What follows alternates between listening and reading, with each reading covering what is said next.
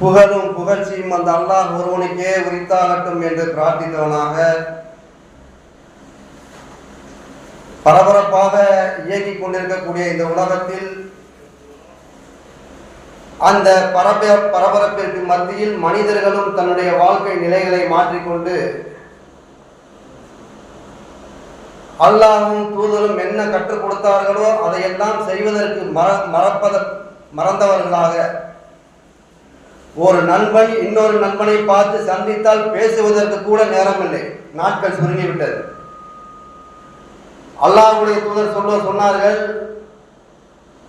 கியாம நாளினுடைய அடையாளம் நாட்கள் எல்லாம் சுருங்கிவிடும். அந்த அளவிற்கு நாட்கள் எப்படி ஓடுகின்றதே தெரியவில்லை. அதை அடிப்படையாக கொண்டு மனிதர்கள் தன்னுடைய தேவைகளை நிறைவேற்றுவதற்காக தன்னுடைய மனைவி மக்களுக்கும் குழந்தைகளுக்கும் பெற்ற தாய் தகப்பனை காப்பாற்றுவதற்காக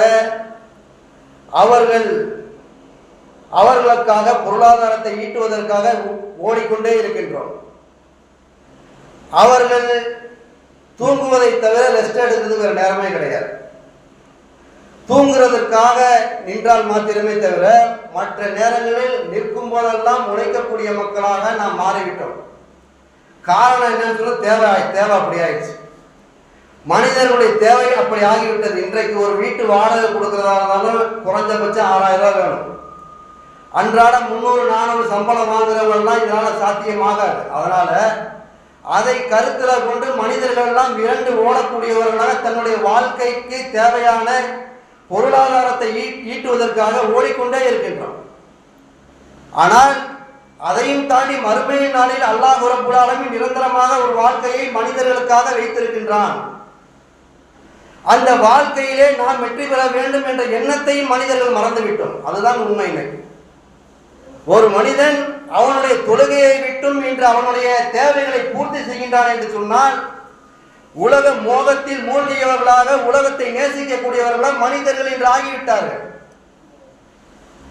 அல்லாஹ் ரப்பல் ஆலமீன் திருமறை குர்ஆனில் சொல்லும் பொழுது அல் மாலு வலா பனூன், உங்களுடைய குழந்தைகளும் செல்வங்களும் ஜீனத்து ஹயாத்து துன்யா, அலங்காரங்கள் என்று சொல்லுகின்றார். இந்த உலகத்தில் அதுவெல்லாம் அலங்காரம், உங்களை ஏமாற்றிவிடும். நீங்கள் ஏமாற்றி விடாதீர்கள். உங்களுடைய பொருளாதாரம், உங்களுடைய குழந்தைகள் எல்லாமே உங்களுக்கு ஒரு சோதனையாக அல்லாஹ் ரப்பல் ஆலமீன் ஆக்கி வைத்திருக்கின்றார். ஆனால் மனிதர்களாகிய நாம் சந்திக்கக்கூடிய ஒரு நிகழ்வு எல்லா மனிதர்களுக்கும் இருக்கின்றது. யாரும் சவால் விட முடியாது அல்லாஹ்விட்ட. நம்மை படைத்த ரப்பல் ஆலமீன் அவனிடத்தில் யாராலும் சவால் விட முடியாது. மரணம் என்று சொல்லக்கூடிய ஒரு நிகழ்வு. இன்றைக்கு நாமெல்லாம் எத்தனையோ ஜனாசாவில் கலந்திருப்போம். அல்லாஹ் ரப்பல் ஆலமீன் நன்மையை குவியலாக கொடுக்கக்கூடிய ஒரு ஜனாசா நிகழ்வை அல்லாஹ்வுடைய தூதர் சொல்லுகின்றார்கள். யாரெல்லாம் இன்று ஜனாசாவிலே கலந்து கொள்ளுகின்றார்களோ அந்த ஜனாசாவை தொழுது பின்தொடர்ந்து அடக்கம் செய்யும் முறை யாரெல்லாம் தொடர்ந்து இருக்கின்றார்களோ அவர்களுக்கு 2 கீராத், 2 குவியல் நன்மை கிடைக்கும். ஒரு குவியல் என்று சொன்னால் மலை அளவை குறிப்பிடுகின்றார்கள் அல்லாஹ்வுடைய தூதர். அப்போ 2 குவியல்களாக நன்மைகள் கிடைக்கின்றது. ஆனால் அந்த ஜனாசாவிலே கலந்து கொள்ளுகின்றோம். அந்த ஜனாசாவை அடக்கம் செய்யும் முறை நாமெல்லாம் பார்த்து கொண்டே இருப்போம். ஒரு சிலர் சொல்லுவார்கள், இந்த மனிதனுடைய வாழ்க்கை இதோடு முற்றுப்புள்ளி ஆகிவிட்டது, முடிந்து விட்டது. ஒரு சிலர் சொல்லுவார்கள், நல்ல மனிதன் நல்லாக வாழ்ந்தார், நேற்று தான் பார்த்தேன் பேசினேன், இப்படிலாம் சொல்லுவார். ஆனால் யார் எப்படி இருந்தாலும் அவர்களுக்கு அல்லாஹ் விதியாக்கி வைக்கப்பட்ட ஒரு நிகழ்வு என்ன தெரியுமா? மரணம். ஏன் என்று சொன்னால் அல்லாஹ் ரப்பல் ஆலமீன் இந்த உலகத்தை படைக்கும் பொழுது ஆரம்பத்திலே பதிவு செய்யப்பட்ட விஷயம் என்ன தெரியுமா? முதலிலே மரணத்தை தான் சொல்லுகின்றான். அல்லதி ஹலக்கல் மௌத்த, உலகத்தை படைக்கும் பொழுது முதலாவதாக மரணத்தை சொல்லுகின்றான். அதற்கு பிறகுதான் வல் ஹயாத், உங்களை உயிரோடு வைப்பேன் என்று சொல்லுகின்றான். ஆனால் அல்லாஹ் ரப்பல் ஆலமீன் திருமறை குர்ஆனிலே பேசும் பொழுது அல்லதி ஹலக்கல் மௌத்த வல் ஹயாத் லியப்லுவக்கும் ஐயுக்கும் அஹ்சனு அமலா, எதற்காக இந்த உலகத்தில் நான் உங்களை படைத்தேன் அல்லாஹ் சொல்றான். 67வது அத்தியாயம் சூரா முல்க் 2வது வசனத்திலே அல்லாஹ் பேசுகின்றான். இந்த உலகத்தில் மனித சமூகத்தை நான் படைக்க காரணம் என்ன தெரியுமா? யார் அழகான அமல்கள் செய்யக்கூடியவர்கள். இந்த உலகத்தில் பொருளாதாரத்தை ஈட்டுவதற்கோ பொருள்களை சேமிப்பதற்கோ இந்த உலகத்தை படைக்கவில்லை மனிதன். இந்த உலகத்திலே மனிதனை அல்லாஹ் படைக்கவில்லை. ஆனால் அதெல்லாம் தேவை. ஒரு குடும்பத்திற்கு அதெல்லாம் தேவையாக இருப்பதால் அல்லாஹ் அதை தேர்வு செய்ய சொல்லுகின்றான். அளவுக்கு மீறி அதை தேர்வு செய்யக்கூடாது. ஆனால் நாம் சந்திக்கக்கூடிய ஒரு நிகழ்வு என்ன தெரியுமா? மரணம். அந்த மரணத்தை பற்றி யாரும் தப்ப முடியாது. இந்த உலகத்தில் ஆட்சி செய்யக்கூடிய ஏகாதிபத்திய ஆட்சியாளர்களாக இருந்தாலும் கோடீஸ்வரனாக இருந்தாலும் யாராவது மரணத்தை விலை பேசி பார்த்திருக்க முடியுமா? மரணத்தை பற்றிய ஒரு டெமோ சொல்ல முடியுமா யாராவது? ஒரு கடைக்கு போய் ஒரு பொருள் வாங்கணும். பொருள் வாங்கும் பொழுது அந்த பொருளுக்கு உண்டான டெமோ டிஸ்கிரிப்ஷன் எல்லாத்தையுமே சொல்லுவாங்க. ஆனால் நான் மௌத்தா போனேன், அந்த மரணத்தினுடைய நிகழ்வு இப்படியெல்லாம் இருந்ததுன்னு சொல்லி யாராவது சொல்ல முடியுமா? முடியாது. ஏனென்று சொன்னால் அந்த மரணம் என்று சொல்லக்கூடியது ஒன்றுவே, யாரும் திரும்பி வர முடியாது. இந்த உலகத்தில் எப்படிப்பட்ட கோடீஸ்வரனாக வாழ்ந்தாலும் அவர்கள் எப்படிப்பட்ட பாதுகாப்பிலே இருந்தாலும் அவர்களெல்லாம் தப்பிக்க முடியாது அல்லாஹ்வின் புறத்திலிருந்து. அல்லாஹ் ரப்புல் ஆலமீன் சொல்லுகின்றான், உங்களை மரணம் விரட்டுகின்றது, அஞ்சிக் கொள்ளுங்கள். மரணத்தை யாராவது நேசிப்போமா? இன்னைக்கு கல்யாண வீட்டில் போய் மௌத்த பேசிட முடியுமா? இன்னைக்கு இங்க வந்து ஏன்பா மௌத்த பேசுற?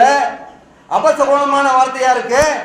அப்போ ஒரு மரணத்தின் நிகழ்வு இன்றைக்கு அபசகுணமாக மனிதர்களுடைய உள்ளத்தில் ஊண்டி இருக்கின்றது என்று சொன்னால் அவர்கள் உலகத்தின் மோகத்தில் மூழ்கிவிட்டார்கள். இந்த உலகத்திலே சம்பாதிக்கக்கூடிய பொருளாதாரம் மறுமையிலே பயன் தராது. நாம் கட்டி வாழக்கூடிய மனைவி, மக்கள், தாய், தந்தை இவர்கள் எல்லாம் மறுமையிலே பயனளிக்க மாட்டார்கள். அல்லாஹ் சொல்றான், இதெல்லாம் ஏமாத்திடும். இதுவெல்லாம் உலகத்தோடு முடியக்கூடிய ஒரு நிகழ்வு. உங்களுக்கு நிரந்தரமாக ஒரு வாக்கு இருக்கின்றது என்று சொன்னால் அந்த மறுமையிலே அல்லாஹ் தரக்கூடிய வீடு நிரந்தரமான வீடு. அந்த நிரந்தரமான வீடு வேண்டும் என்று சொன்னால் நாம் எல்லாத்தையுமே தியாகம் செஞ்சுதான் ஆகும். அல்லாஹ் சொல்லக்கூடிய அடிப்படையில் நேரம் தவறாமல் தொழுவக்கூடிய நபர்கள் யாராவது இன்னைக்கு இருக்க முடியுமா? கேள்விக்குறியான ஒரு செய்தி. இன்றைக்கு பெரிய கேள்விக்குறி. ஜும்மாவினுடைய கடமையை பற்றி அல்லாஹ் ரப்பல் ஆலமீன் திருமறை குர்ஆனில் பேசும் பொழுது இமாம் மிம்பர்ல ஏறினா எல்லாமே ஜும்மால இருக்கணும்னு சொல்றான். அப்போ எத்தனை நபர்கள் முதல் வரிசையில அமர்ந்தார்கள்? இதுலயே நம்ம ஃபெயிலா போயிட்டோம்ல. இஸ்லாம் சொல்லக்கூடிய அடிப்படையில் வாழக்கூடிய மனிதர்கள் சொற்பமான அளவில் தான் இந்த உலகத்தில் வாழ்கின்றோம்.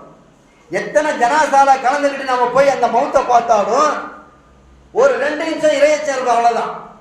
அந்த 2 நிமிடம் இறையச்சம் இருக்குமே தவிர அந்த ஜனாசாவை அடக்கம் செய்த பிறகு இயல்பு வாழ்க்கைக்கு மாறிவிடுவோம். நாமெல்லாம் ஜனாசா அடக்கம் முடியாச்சு, திரும்பி வரும்போது ஆளுக்கு ஒரு டீ ஒரு சம்சா சாப்பிட்டு இயல்பா போயிடும். இதுதான் மனிதனுடைய வாழ்க்கை, மறந்து போயிடும். அடுத்த ஜனாசா எப்போ வருது? அப்பதான் உள்ளத்துல கொஞ்சம் பவர் இருக்கும்.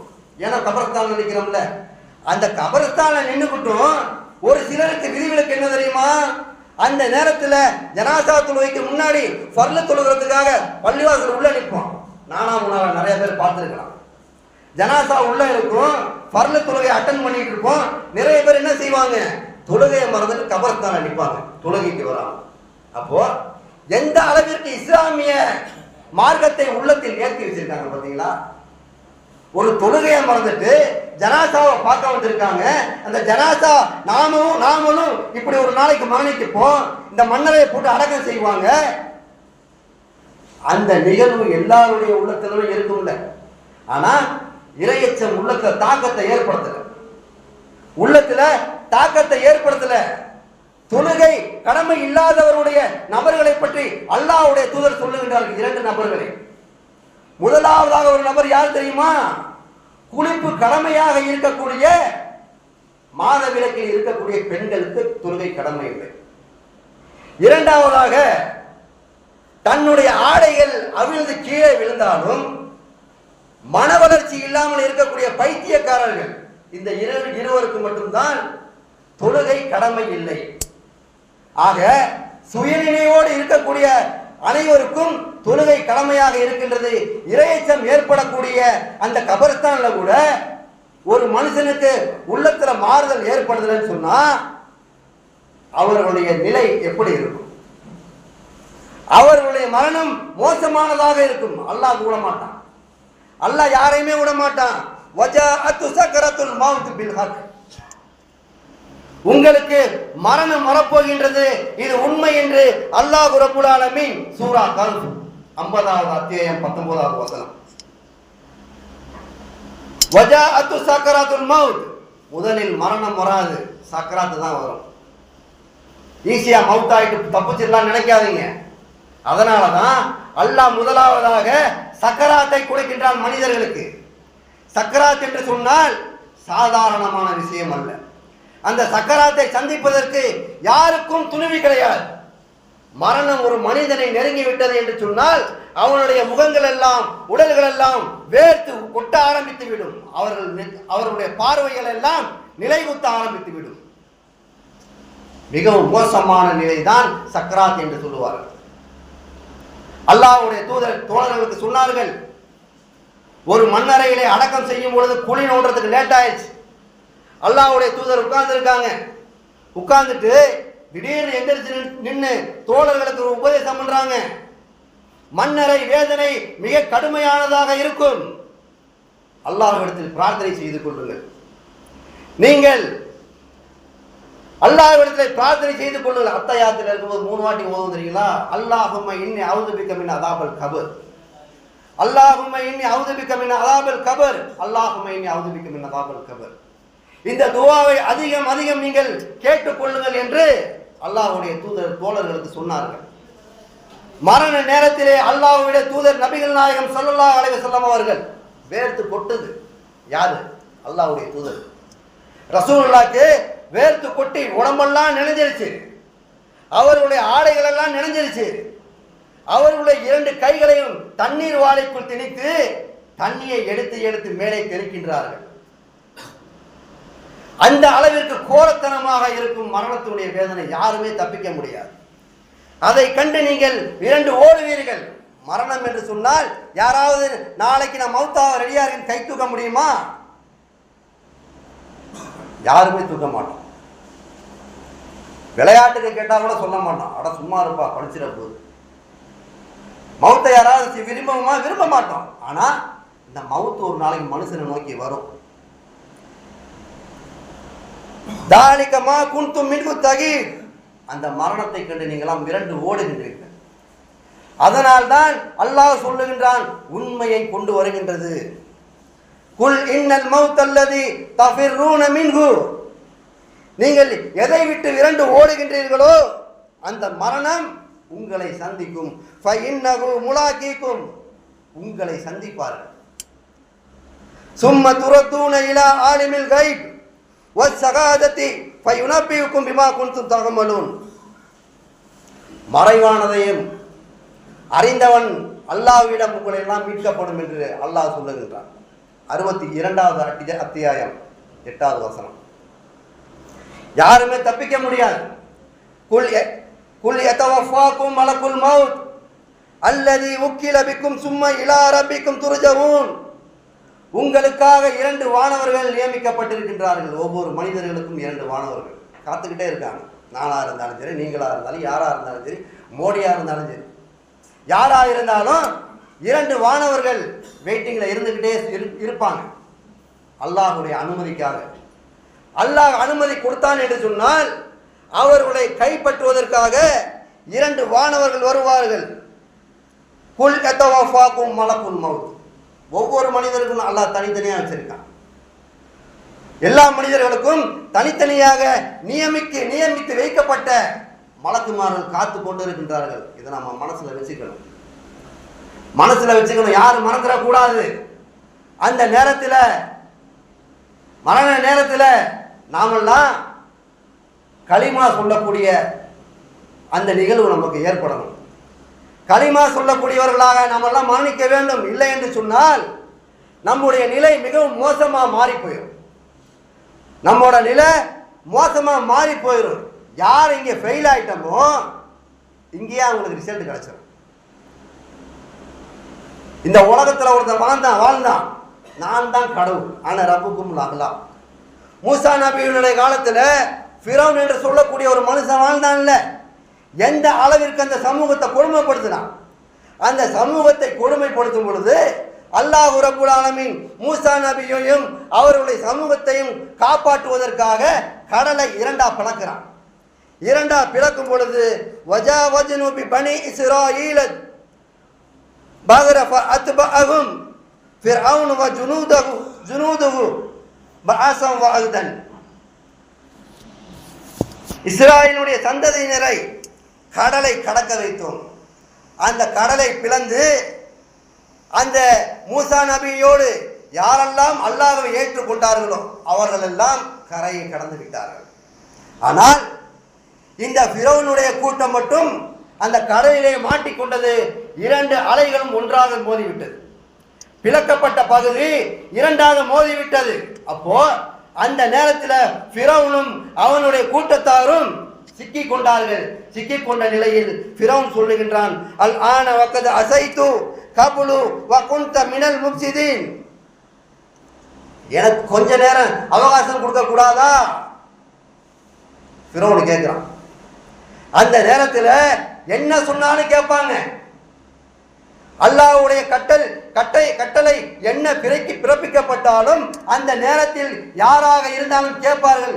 அந்த நேரத்தில் புலம்புகிறான் ஃபிரௌன், கொஞ்ச நேரம் மூசாவினுடைய கடவுளை நான் ஏற்றுக்கொள்கிறேன். அல்லாஹ் சொன்னான், இத்தனை வருஷமா உலகத்துல வாழ்ந்த ஒரு சமூகத்தை அநியாயமா கொடூரமா பண்ணிக்கிட்டு இருந்த, எப்படியெல்லாம் பிறக்கக்கூடிய ஆண் குழந்தைகளை எல்லாம் கொண்டுகிட்டு இருந்த, அப்பொழுதெல்லாம் இறைவனை கண்ணுக்கு தெரியல. இன்றைக்கு நடு கடலிலே தத்தளிக்கும் பொழுது அவன் சொல்லுகின்றான், சிறிது நேரம் அவகாசம் கொடுக்க கூடாதா? கொடுக்க மாட்டான். எப்படி கொடுப்பான்? அல்லாஹ்வுடைய தூதர் சொன்னாங்க, ஒரு மனிதனுடைய வாழ்க்கை சாதாரண 60 வயசே இருக்கணும். அந்த 60 வயது வரை உலகத்தில் வாழும் பொழுது அல்லாஹ்வை நினைக்காத ஒருவன் மரண படுக்கையில் இருக்கும் பொழுது எப்படி அல்லாஹ்வை நினைப்பான்? அந்த மரண படுக்கையில இருக்கும் பொழுது அல்லாஹ்ட்ட புலம்புறான்னு சொன்னா வெறும் வார்த்தை என்று சொல்லுகின்றான். அல்லாஹ் சொல்றான், அவனுடைய புலம்பல் வார்த்தை அல்லாஹ் ஏத்துக்க மாட்டான். பாவம் கொஞ்சம் அவகாசம் கொடுத்தாலும் திருப்பி ஏத்துக்க மாட்டான். அப்படிப்பட்ட கல் நெஞ்சக்காரர்களாக இந்த உலகத்தில் வாழ்ந்து கொண்டிருக்கிறார்கள். மரணம் வந்தது என்று சொன்னால் சாதாரணம் வராது. கல்லா இதா பலகத்தி தரா, அவனுடைய பார்வைகள் எல்லாம் நிலை குர்த்தி நிற்கும். அந்த நேரத்திலே அவர் தொண்டை குழியை உயிர் அடைக்கும். தொண்டை குழியை உயிர் அடைக்கும் பொழுது மூச்சு விட முடியாது, மூச்சு திணறும். ஆக்சிஜன் லெவல் கொஞ்சம் கம்மியாயிருச்சுன்னு வைங்க, நம்மளுக்கு தெரியும். சாதாரண நேரத்தில் உருளைக்கிழங்கு சாப்பிட்டு நெஞ்சு வலிச்சுன்னு சொன்னா படப்படன்னு 1000 காத்துக்கும், எதோ ஹார்ட் அட்டாக் வந்துருப்போம் அப்படின்னு உருளைக்கிழங்கு சாப்பிட்றதுக்கு நிறைய பேர் இன்னைக்கு பயப்படுறாங்க. அந்த அளவிற்கு ஆக்சிஜன் அளவு குறைஞ்சிச்சுன்னு வைங்க, நமக்கு நல்லா தெரியும், நம்மளுடைய சிந்தனை எல்லாம் அங்க போயிடும். அது மாதிரி அல்லாஹ் சொல்றான், கல்லா இதா பலகத்தி தரார், உன்னுடைய தொண்டை குழியை உயிர் அடைக்கும் பொழுது வக்கீலம் என்றார், இந்த உலகத்தில் வாழும் பொழுது உன்னுடைய வாழ்க்கை நேரத்தில் யாரையெல்லாம் நீ சாமியாராக ஏற்றுக்கொண்டாயோ, கடவுளாக ஏற்றுக்கொண்டாயோ, உன்னுடைய பாதுகாவலர்களாக ஏற்றுக்கொண்டாயோ அவர்களை நீ கூப்பிட்டு சொல்றாங்க. காய்ச்சல் அடிச்சா யார்கிட்ட போவோம்? மருத்துவர்கிட்ட போவோம். காய்ச்சல் அடிச்சா மந்திரிக்கு போவோம். காய்ச்சல் அடிச்சா கயிறு கட்ட போவோம். நாகூருக்கு போவோம், தர்காவுக்கு போவோம். இப்படி போகக்கூடிய நிகழ்வுகளை எல்லாம் அல்லாஹ் சொல்றான். உடம்பு சரியில்லாதப்பெல்லாம் நீ ஒரு ஆளை கூப்பிட்ட இல்ல, உன்னுடைய பாதுகாவலராக வச்சுக்கிட்டு இல்ல, இப்ப கூப்பிடு. வக்கீலம் என்றா கூப்பிடாமலே எல்லாம் தப்பிக்க முடியாது. கடைசியாக அந்த மனிதன் என்ன அந்த நிலைக்கு வந்துடுவோம். இந்த நிலையை விட்டா நம்மளால் தப்பிக்க முடியாது. இதுதான் கடைசி நிலை. இதை விட்டால் வேறு வழி இல்லை என்று அந்த மனிதன் கடைசியாக மனம் உவந்து மனம் நொந்தவனாக ஆகிவிடுவான். வார்த்தையை பார்த்தீங்களா? சாக்கு, அல்லாஹ்வுடைய வார்த்தை. சொல்லும் பொழுதே சாக்கா இருக்குல்ல, அந்த நேரத்தில் எப்படி இருக்கும் பார்த்துங்க. உங்களுடைய கெண்டைக்காலோட பின்னிக்கொள்ளும். நீங்க நிறைய ஜனாசா குளிப்பாட்டும் போது பார்த்துருக்கலாம், காலெல்லாம் விரைச்சிக்கிட்டு நிற்கும். அப்படியே குளிப்பாட்ட வந்தவர் அப்படியே போட்டு ஒடுக்கிவார், முடியாது. எல்லா மரணங்களிலும் அத்தாட்சிகளை நான் வைத்திருக்கிறேன் அல்லாஹ் சொல்றான். ஆனா யாரும் எந்த முகத்தையும் பார்த்து நம்முடைய உள்ளத்துல எந்த ஒரு மாற்றம் வந்ததாகவும் தெரியல, மாட்டிக்கிட்டதாகவும் தெரியல. அப்படி நம்முடைய நிகழ்வு மரணத்தை மறந்து உலகத்தோடு வாழ்ந்து கொண்டிருக்கின்றோம். இந்த உலகத்தினுடைய நிலை கடைசி எங்க போயிருக்கும்? அல்லாஹ் சொல்றான், அல்யௌம நஹ்திமு அலா அஃப்வாஹிஹிம் வ துகல்லிமுனா ஐதீஹிம் வ தஷ்ஹது அலைஹிம். மறுமை நாள்ல உங்களுடைய வாய்க்கு நான் சீல் வச்சிருவேன், உங்களால பேச முடியாது. இந்த உலகத்துல நீங்க என்னமெல்லாம் அநியாயம் பண்ணீங்க, அதுக்கெல்லாம் நீங்களே உங்களுடைய சாட்சியை சமர்ப்பிப்பீங்க. என்ன? உங்களுடைய வாய் பேசாது, உங்களுடைய கை பேசும். யா அல்லாஹ், உலகத்துல வாழும்போது கை திருடி சம்பாதிச்சு, ஹலாலா சம்பாதிக்கவே இல்லை, ஹராமா தான் சம்பாதிச்சு. தஸ்ஹது அல்சுலுஹும், அதுக்கு யார் சாட்சி சொல்லுவான்? நம்மள்ட்ட இருந்து எல்லாம் சாட்சி ரெடி பண்ணுவோம். கால் சாட்சி சொல்லுவோம். நம்ம கை பேசும் பொழுது கால் சாட்சி சொல்லுவோம். ஆமாடா அல்லாஹ், உலகத்துல வாழும் பொழுது திருடிக்கிட்டே இருந்தான், அடுத்தவங்க பொருளுக்கு அபகரிச்சுக்கிட்டே இருந்தான், ஹலாலாவே சம்பாதிக்க மாட்டான், வியாபாரத்துல கலப்படம் பண்ணிக்கிட்டே இருந்தான். இப்படி கால் சாட்சி சொல்லும். அப்போ இந்த உலகத்துல ஒரு கணக்கை பார்க்கறதுக்கு எவ்வளவு ஒரு ஆடிட்டர் வைக்கிறோமா இல்லையா? நம்ம கணக்கை சரி பார்க்கறதுக்கு ஆடிட்டர் வைக்கிறோம்ல. மறுமையில நீ தான் கணக்கு அதிகாரி. அல்லாஹ் சொல்றான், குல்லு அல்ஜம்னாஹு தாயிரகு உனூகிஹி. மறுமை நாளில் உன்னுடைய கழுத்தில் மாலையாக மாட்டப்படும் உன்னுடைய கிதாபுகள். அந்த கிதாபை பார்த்து நம்ம சரி செஞ்சுக்க வேண்டியதான். உலகத்துல வாழும்போது எல்லாம் செஞ்சோமா? ஏன்னா அடுத்தால ரெஃபர் பண்ண விட்டாதானே நம்ம சொல்லுவோம், பொய் சொல்றான்ல இவன், என்ன நரகத்துல எல்லாம் பார்க்கறான்னு சொல்லுவோம். அதுக்கு நீயே கணக்கை பார்த்துக்க. அல்லாஹ் புத்திசாலி தானே. அப்போ மனுஷனை ஏமாத்தோடு நம்ம தான் சொல்லுவான். அல்லாஹ் மனுஷனை ஏமாத்த மாட்டான்ல, அணுவளவு மனுஷனை ஏமாத்த மாட்டான். நீங்க நன்மை செய்யணும்னு நினைச்சா அதை எழுதுவான், தீமை செய்யணும்னு நினைச்சா எழுத மாட்டான். இந்த தீமையை செஞ்சாதான் எழுதுவான். இதுலயே அவ்வளவு பாரபட்சம் பார்த்தீங்களா? நன்மை செய்யணும்னு எழுதும் போது, செய்யணும்னு நினைக்கும் போது எழுதுறத, தீமை செய்யணும்னு நினைக்கிறதையே எழுதல. அதுதான் இஸ்லாம். மனிதர்கள் மீது இரக்கம் காட்டக்கூடியவன் தான் அல்லாஹ். ஆக நம்முடைய வாழ்க்கை ஒவ்வொரு நேரத்திலும் நம்முடைய வாழ்க்கையை அல்லாஹ்வுக்கும் தூதருக்கும் கட்டுப்பட்டு வாழக்கூடிய மனிதர்களாக ஆக்க வேண்டும் இன்ஷா அல்லாஹ்.